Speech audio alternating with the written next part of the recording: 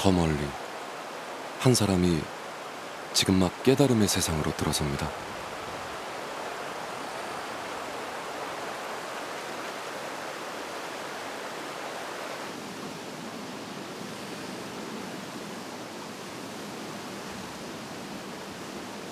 우리는 왜 늙고 병들고 죽는 것일까?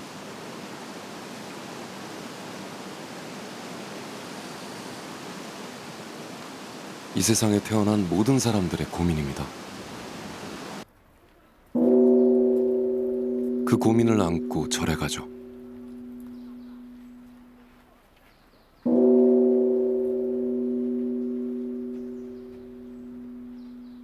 (2600여 년) 전 같은 고민에 직면했던 한 사람이 오랜 수행 끝에 답을 찾았습니다.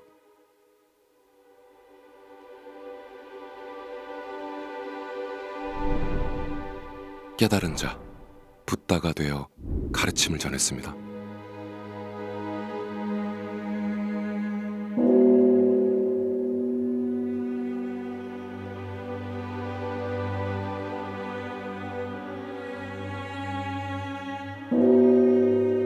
이 세상 모든 괴로움을 소멸시키는 깨달음의 진리.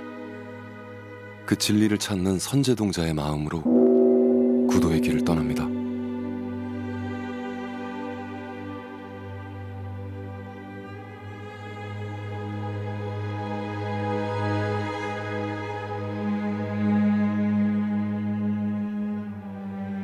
그 길 위에서 누구를 만나고 그 만남은 어떤 인연의 꽃을 피울까요?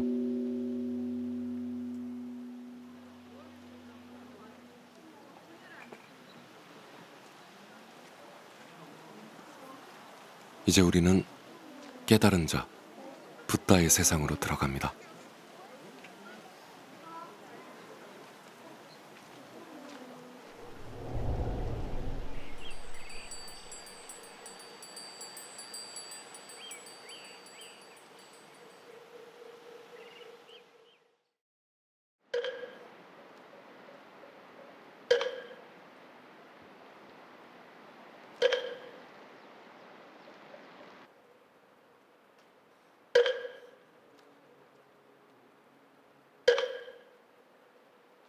새벽, 도량석 목탁 소리가 수행의 공간을 깨우고 절의 하루가 시작됩니다.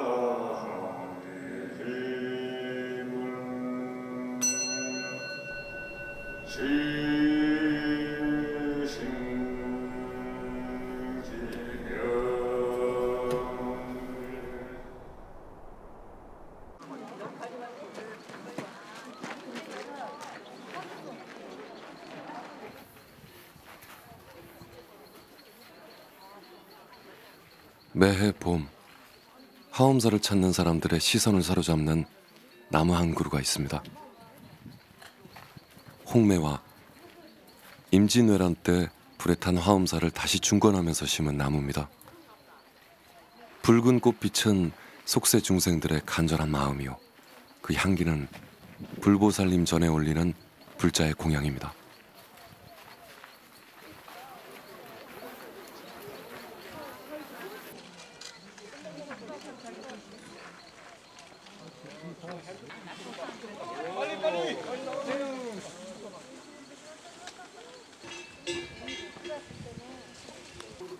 청주에서 내지 왔습니다.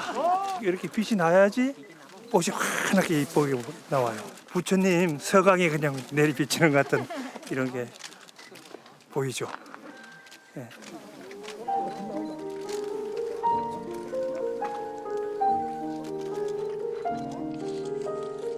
어느 한 송이 소외되지 않고 고루 퍼진 햇살. 붓다의 세상에 가지를 뻗은 홍매화는 아름다운 색으로 세상을 덮어주며 화엄매라는 이름도 얻었습니다.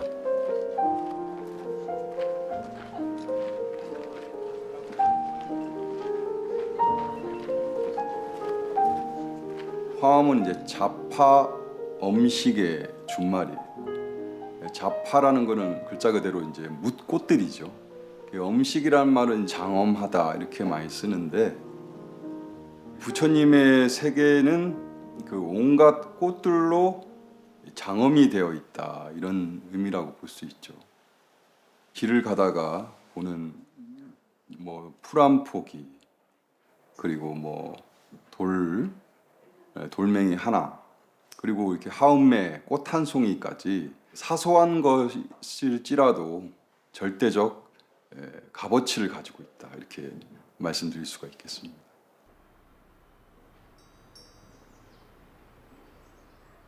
천년 고찰, 지리산 화엄사. 이 세상 모든 것이 어느 하나 홀로인 것 없이 끝없이 연결되고 어우러지는 장엄한 화엄의 세계입니다.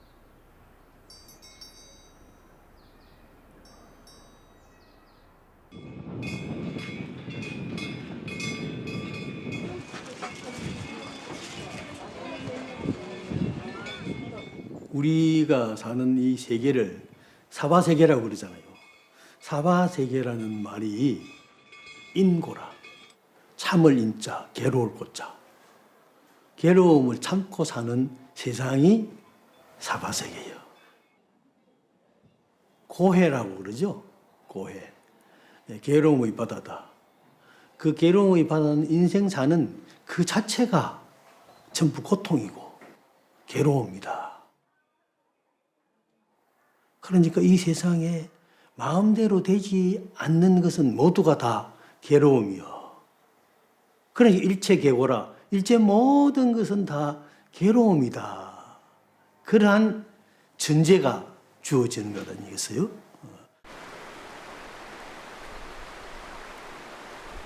괴로운 인생에서 잠시 벗어나 붓다의 세상으로 들어가는 길은 일주문에서 시작됩니다. 화엄사 현판은 선조의 아들 의창군이 힘찬 글씨로 써놓았습니다.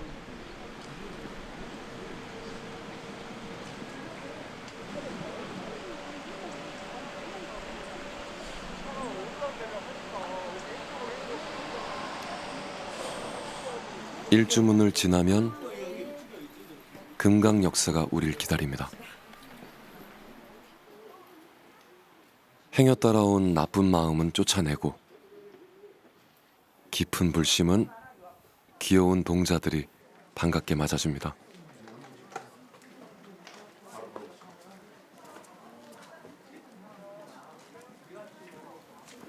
여기 지키는 수호신들이야. 기도하고 가는 거야. 저희도 이렇게 인사하고 오늘 잘 보고 가겠습니다. 기도하고 가자.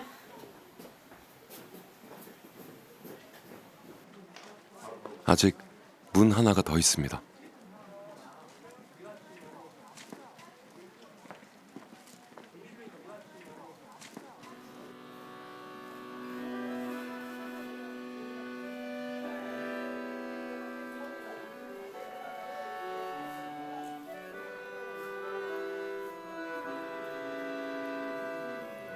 사천왕은 비파, 검, 용과 여의주, 삼지창을 들고 위험 있는 자세로 부처가 계신 곳 불국토를 지키고 있죠.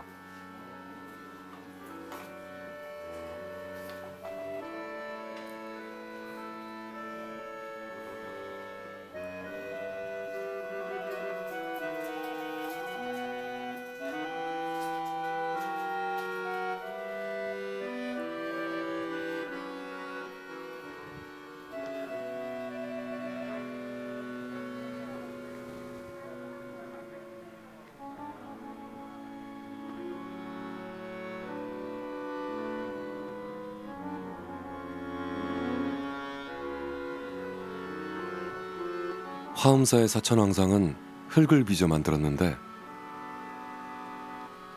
높이가 5m나 됩니다. 거대한 사천왕이 지켜보는 천왕문을 지나갈 땐 어느 누구도 긴장을 늦출 수 없을 겁니다.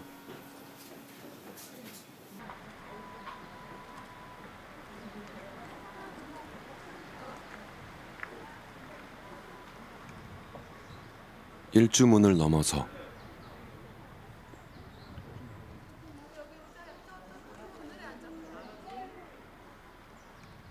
마음을 다잡는 금강문과 천왕문을 지나고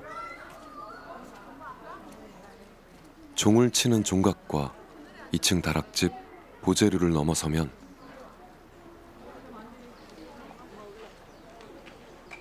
석탑이 있는 절마당이 나옵니다.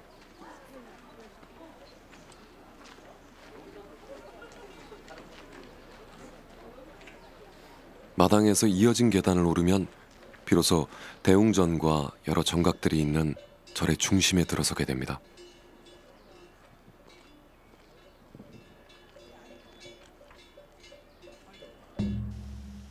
절의 공간 배치는 스님들의 수행 공간을 구성하는 의미로 가람 배치를 하는데 대부분 대웅전을 중심으로 모셔진 불보살에 따라 다양한 정각들로 이루어집니다. 많은 분들께서 절에 오셔서 그 넓은 대웅전 앞마당을 한 바퀴 휙 도시고선 약수물을 탁 한 잔 마시고 다시 내려가시더라고요. 그래서 속으로 이 대웅전 안에 들어가야 되는데 그냥 가시다니. 그래서 이 안타까움을 느낀 게 한두 번이 아닙니다. 일단 대웅전 문을 열고 들어가시는 순간 밖에서는 전혀 예상치 못했던 화려하고 찬란한 부처님의 세계가 펼쳐집니다.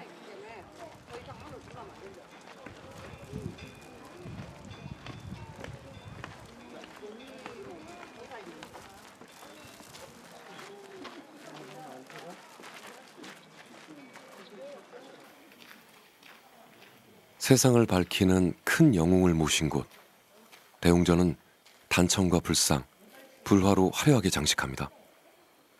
절에서 가장 중요한 행사 예불과 불공을 드리는 장소이기 때문이죠.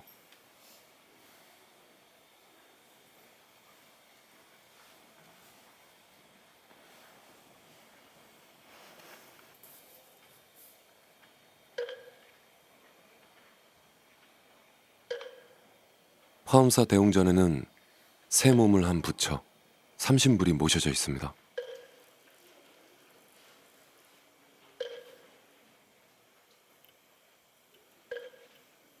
화엄사에서는 대웅전을 조성할 때 네. 화엄경에 근거해 가지고 그 부처님하고 탱화를 조성하게 됩니다. 네.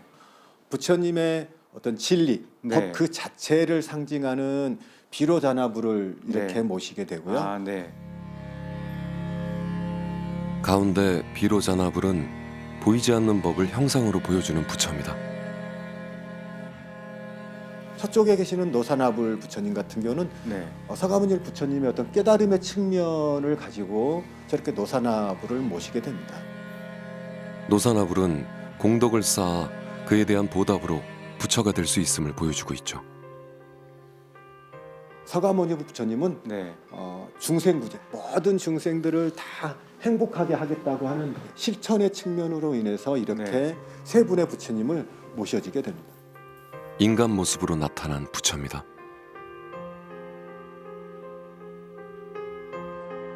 법신, 보신, 화신으로 나타난 세 부처는 손 모양, 수인도 다릅니다. 석가모니불은 항마 촉지인을, 노사나불은 양손을 든 설법인을, 비로자나불은 주먹을 쥔 직원인을 하고 있죠.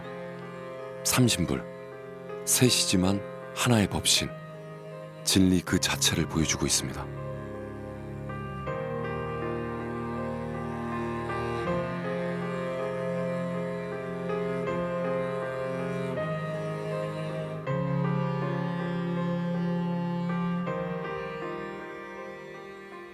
근데 이 탱화를 그리신 분이 당대 조선 탱화의 1인자셨던 의겸 스님이세요. 그래서 그 의겸 스님의 거의 마지막 작품으로 이 멋진 걸작을 완성하셨습니다. 예. 불상 뒤에 걸려 있어 놓치기 쉽지만 불상과 짝을 이룬 탱화 중에는 명작들이 꽤 많습니다. 세심한 분놀림과 생생한 채색이 살아있는 화엄사 대웅전 비로자나 삼신불해도도 놓칠 수 없는 조선 후기 불화의 명작입니다.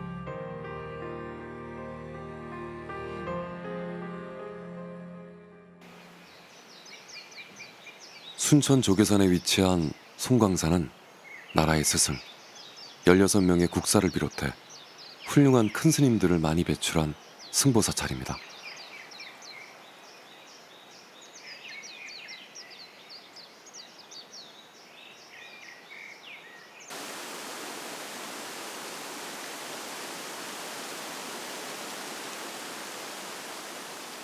경내로 들어가면서 만나는 삼천교와 그 위의 우화각은 송광사의 절경으로 유명합니다.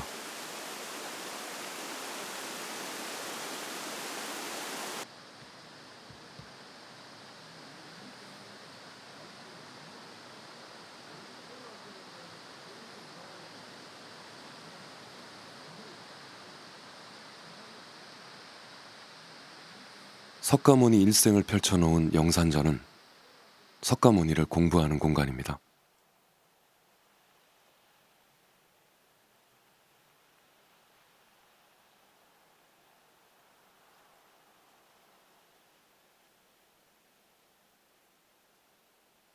석가열애에 대한 그 일생을 이해를 해야지만이 기본적으로 불교에 대해서 이제 이해를 할 수 있는 그런 부분도 있고, 또 석가열애의 그 인생 8장면 자체가 수행자들로서는 따라야 하고 따라가야 하는 그런 과정들을 담고 있기 때문에 그런 의미에서 이제 불교도들한테는 매우 중요한 불화입니다. 송광사 팔상도는 예술적 가치를 인정받은 명작입니다.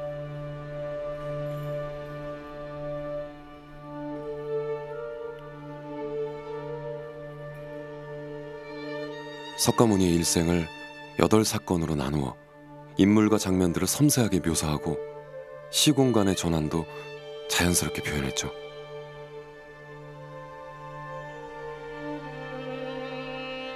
석가모니의 일생 이야기 시작합니다. 천상의 도솔천에 살던 호명보살은 흰 코끼리를 타고 낮잠을 자는 카필라국 왕비 마야 부인의 꿈속으로 들어옵니다.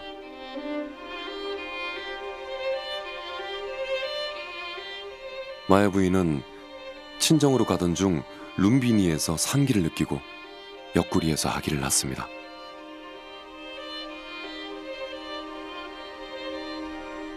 아이는 사방으로 7걸음 걷고서 큰 뜻을 외칩니다.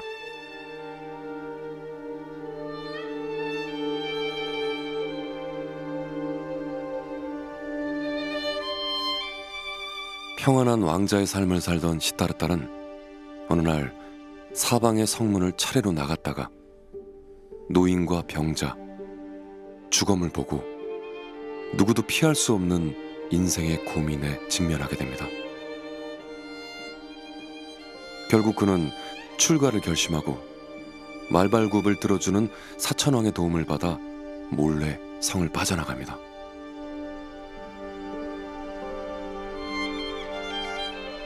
(6년의) 고행 끝에 시타르타는 고행이 깨달음을 얻는 올바른 방법이 아니라고 결론을 내리고 고행을 중단합니다. 목욕하고 우유죽을 받아 먹고 깊은 명상에 듭니다. 마군들이 시타르타의 명상을 방해하기 위해 공격을 해오지만 물리치고 항복을 받아냅니다. 이때 전생의 7부처가 나타나 시타르타의 승리를 증명하죠. 반짝이는 새벽별을 보고 그는 깨달음을 얻고 붓다, 부처가 됩니다. 부처님이 사람들에게 하는 첫 설법이 고진멸도예요. 모든 고통은 집착해서 온다. 그 집착을 여인은 공부만 한다면 도를 이룬다. 철저하게 자기의 고통을 또 내면의 그 고민을 들여다봐야 돼요. 이거 어디서 오는가? 바로 그 고민과 그 의문을 통해서 자기를 깨달음의 길로 이룰 수 있다는 것이죠.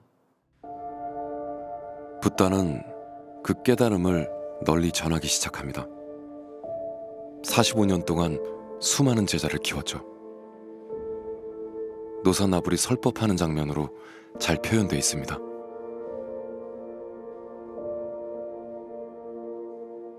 붓다는 80세 열반을 맞이합니다.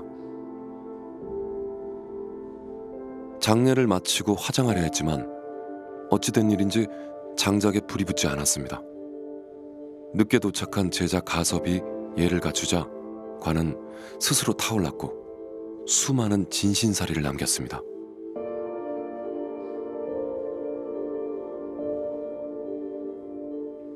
붓다는 떠났지만 그의 가르침은 남았습니다.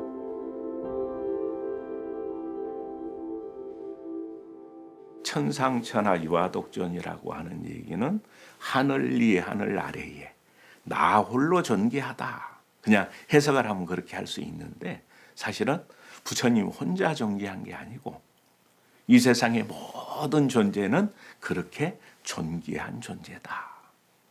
3계 계고 욕계, 색계, 무색계의 모든 중생들이 고통 속에 있는데 그 고통 속에 있는 모든 중생들을 편안하게 해주는 게 부처님께서 이 세상에 오신 가장 근본적인 이유다.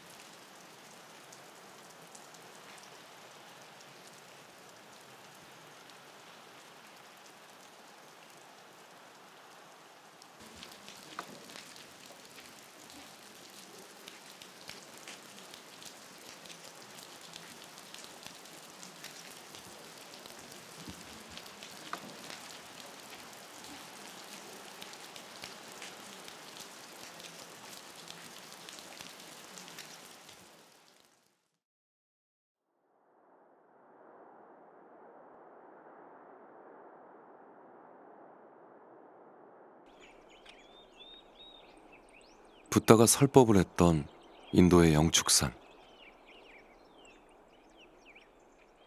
그 이름을 딴 양산 영축산 자락에 통도사가 자리하고 있습니다.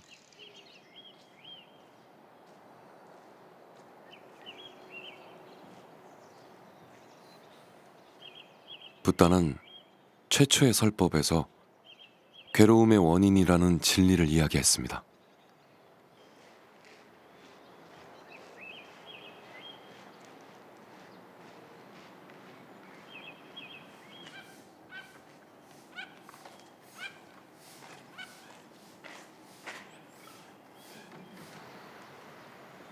우리는 무엇에 집착하는가?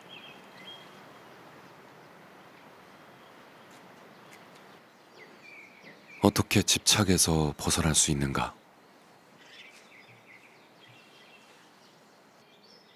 붓다에게 해답을 구합니다.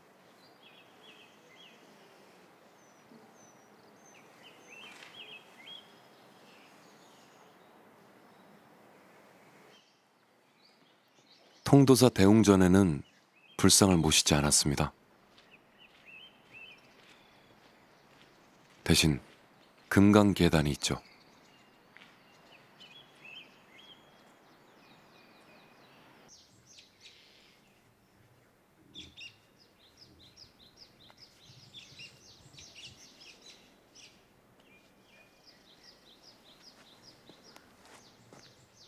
금강계단의 석종 안에 불가의 보물인 진신사리를 모시고 있어 통도사는 불보사찰이라 불립니다.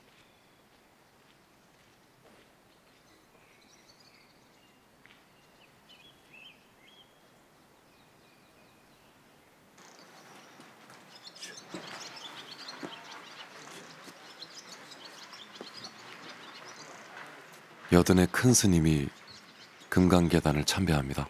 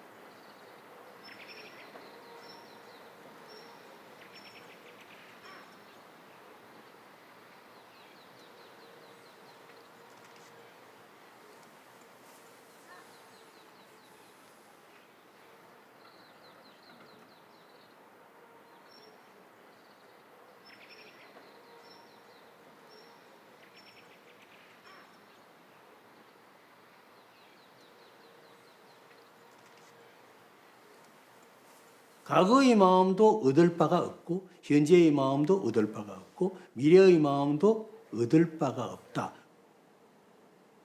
얻을 바가 없다는 것은 소유할 것이 없다, 가질 것이 없다는 뜻이거든요. 그런데 과거는 이미 지나간 것이고 현재는 지금 계속 지나가고 변화하고 있는 상태라 변화하고 있는 상태를 어떤 정점을 잡아서 이거 내 것이다 할 수 있는 것이 없어요. 내 것이다 했을 때는 벌써 과거로 가버렸어. 미래는 아직 오지 않았어요. 그러니까 과거에도 집착하지 말고 현재에도 집착하지 말고 미래에도 집착하지 말라. 다만 객관적으로 변화하는 상황에서 내가 이 현 시점에서 어디로 갈 것이냐, 내가 어떻게 전환해 갈 것이냐 하는 것을 생각해 봐라.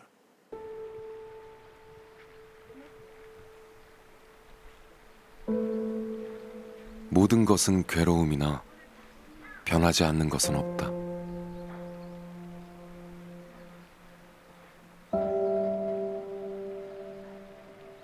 모든 존재는 고정된 실체가 없기에 나를 둘러싼 모든 것은 다 지나가 버릴 뿐이다.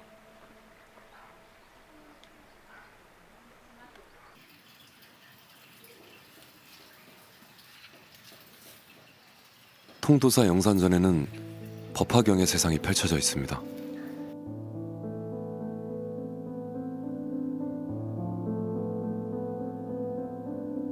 석가모니가 법화경을 설하던 때 다보탑이 솟아났고 다보열애가 그 설법이 진리임을 증명하는 순간이죠.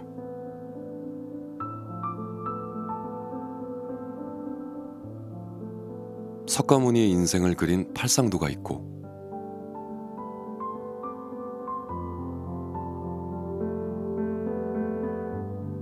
영축산에서 법화경을 설하는 장면을 그린 영산회상도가 걸려 있습니다.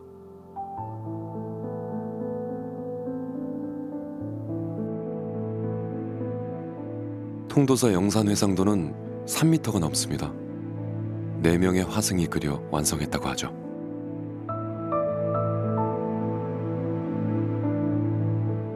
깨달음만 얻으면 누구나 부처가 될 수 있다는 석가모니의 설법을 듣기 위해 수많은 이들이 영축산으로 모였습니다.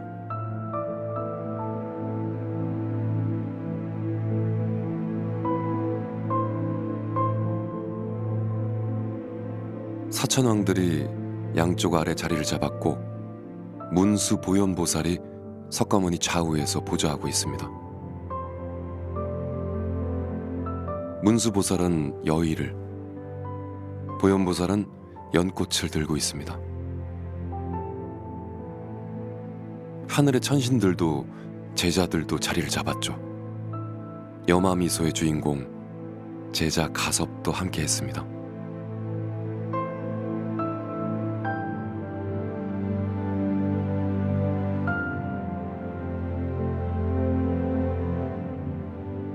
석가모니를 모시며 가르침을 누구보다 많이 들은 안한을 비롯해 하늘과 땅에서 모여든 많은 제자들을 잘 배치해 설법의 웅장한 장면을 재현하고 있습니다.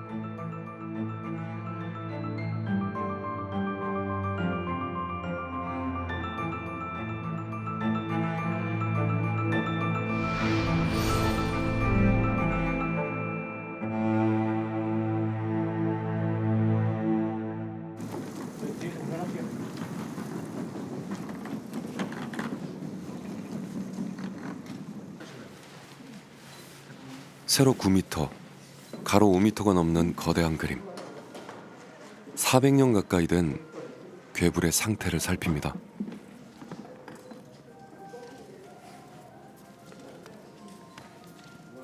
괴불이라는 거는 사찰에서 야외 의식이 있을 때 거는 아주 커다란 불화를 말하는데요. 영수사 괴불에 나오는 인물은 총 140명이에요. 그래서 조선시대에 만들어진 괴불 중에 가장 많은 사람이 나오는 괴불입니다. 특히 뭐 화면 오른쪽에 악기를 연주하는 천녀라던가 중앙에 이렇게 부처님을 향해서 절을 하는 인물이라던가 이런 모습들은 사실은 다른 괴불에서는 찾아보기가 어렵거든요.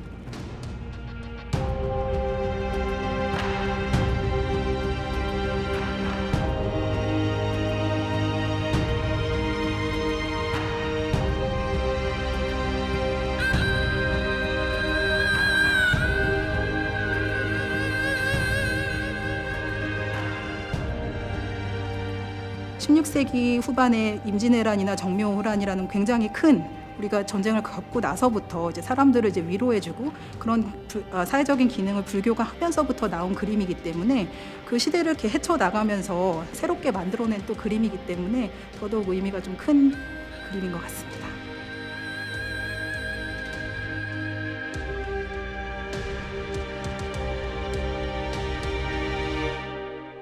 법화경에서 말하는 모든 사람은 불성이 있다라고 하는 일성 사상이 있습니다.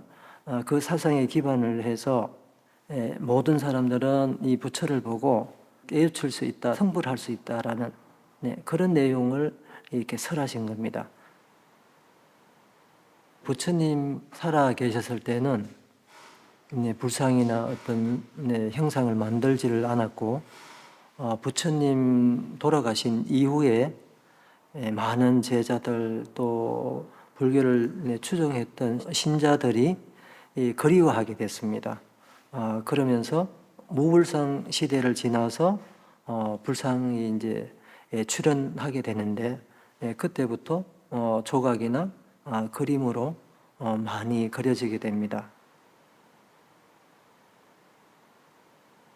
불교에서는 비록 상을 갖추고는 있지만 그것이 어떤 절대적인 요소를 갖는 건 아닙니다. 다만 방편이라고 생각하시면 되겠습니다. 부처의 세계가 어떤 것인지 모르기 때문에 그림이나 불상을 통해서 이런 깨달은 사람이 있고 이런 위대한 사람이 있다라고 이렇게 표현을 한 것입니다.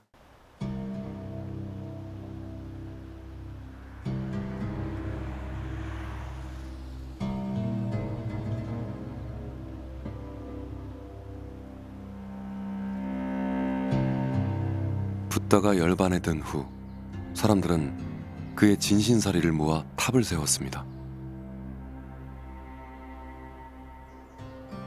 당시에는 붓다의 형상을 감히 만들 생각을 못하고 상징으로 표현했습니다. 보리수 아래 빈 대좌는 깨달음을 얻은 붓다를 상징하는 것이었죠.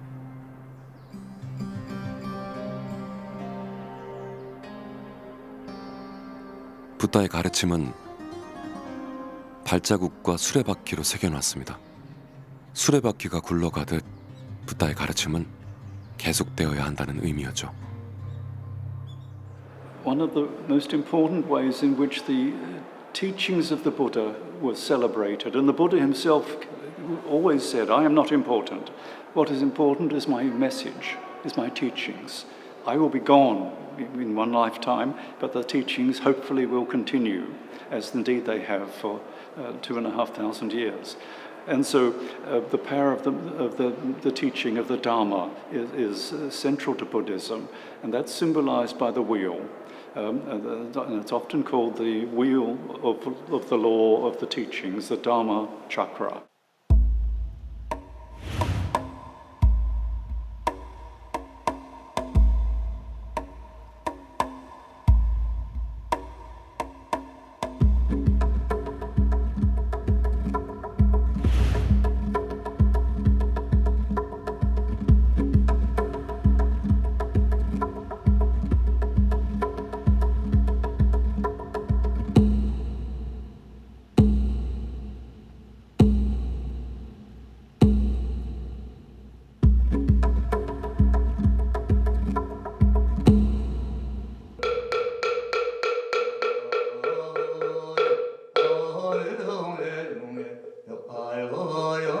일 년 365일 중생들의 평안을 기도하는 스님. 이 세상 모든 사람들이 오늘 하루 무탈하기를 빌고 또 빕니다. 기도 스님의 큰 서원입니다.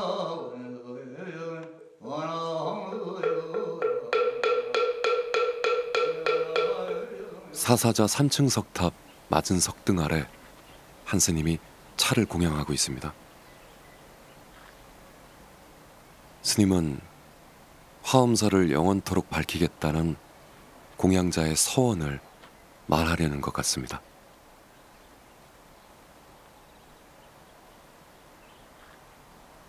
그의 서원을 듣고 있는 스님은 연꽃송이 하나 가슴에 품었습니다.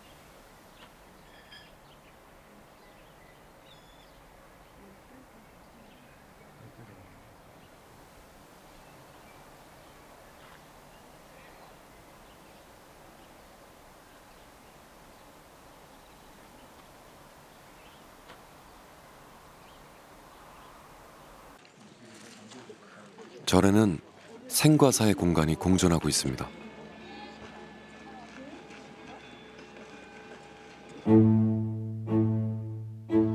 여기는 사후세계입니다.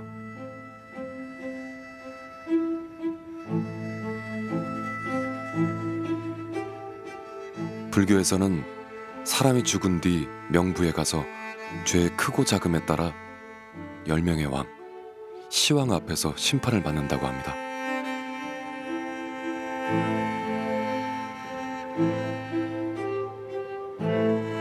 죄의 기록을 보고 시왕이 판결을 내리면 다음 생을 살거나 무시무시한 지옥으로 간다고 하죠. 무서운 경고만 하는 건 아닙니다. 지장보살이 우리를 구제할 서원을 세웠으니까요.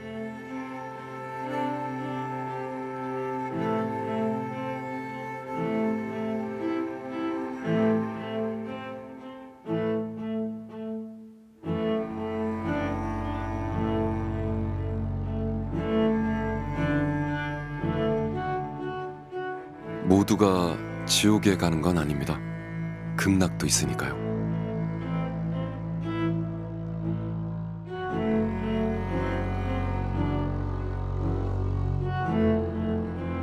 극락은 아미타불이 다스리고 있습니다. 우리가 흔히 알고 있는 나무 아미타불의 아미타불이죠.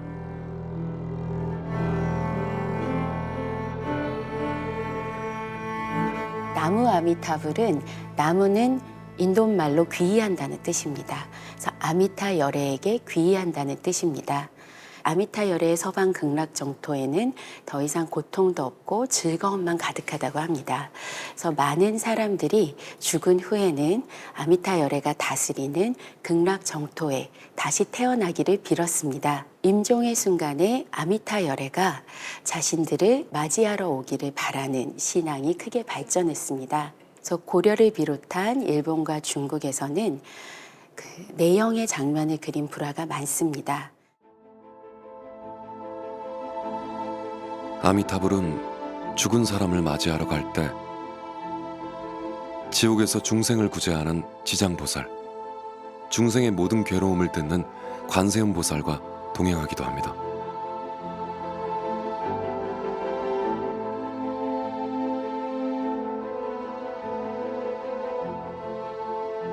관세음 보살, 자비의 미소를 가득 머금고 있죠.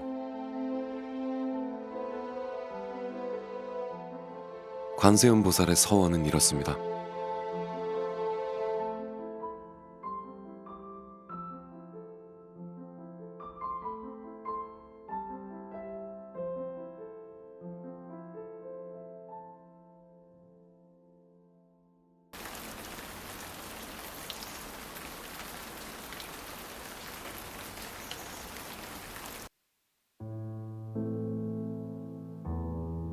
여수 흥국사 대웅전. 뒤편으로 가면 특별한 관세음 보살을 만날 수 있습니다.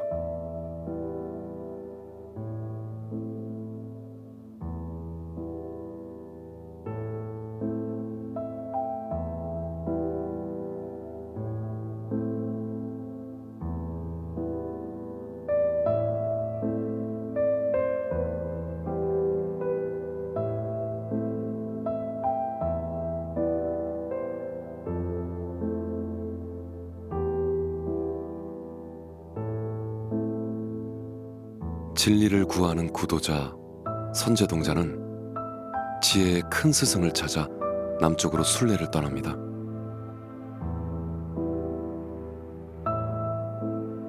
험한 여정 끝에 달이 비치는 밤, 남쪽 바다 바위 위에 앉아 설법을 하고 있는 관세음 보살을 만납니다.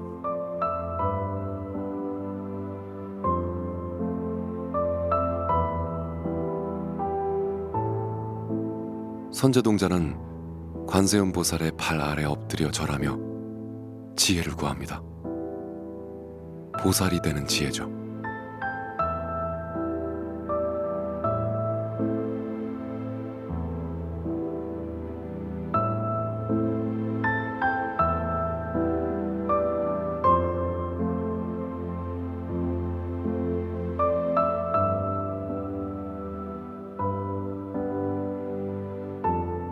중생의 모든 것을 보고 보살피며 괴로움에서 구하고 평등한 자비를 베푸는 관세음 보살.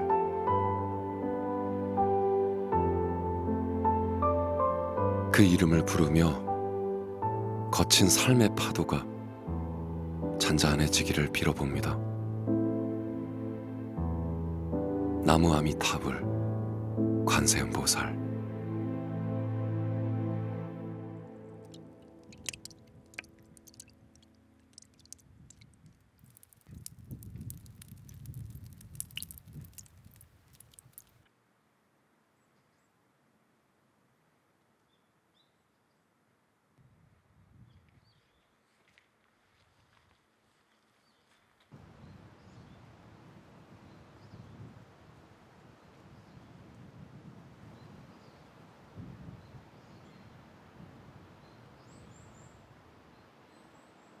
어리석음이 무명이거든요. 무명을 밝혀서 지혜롭게 브라지냐 반야신경이 나오듯 지혜롭게 살자 하는 그런 의미가 있기 때문에 불을 밝히면서 이 등불이 내 마음이 되어가지고 많은 사람들에게 그 내 촛불을 붙여가지고 또 그 촛불도 밝고 그 촛불도 밝고 그 마음의 촛불이 다 밝아져서 이 세상의 모든 사람들이 다 밝은 마음으로 밝게 가다가 부딪히지 말고 걸려서 넘어지지 말고 길을 잘 찾아 다녔으면 그게 바로 행복으로 가는 길이라는 말씀이 부처님 말씀입니다. 관세음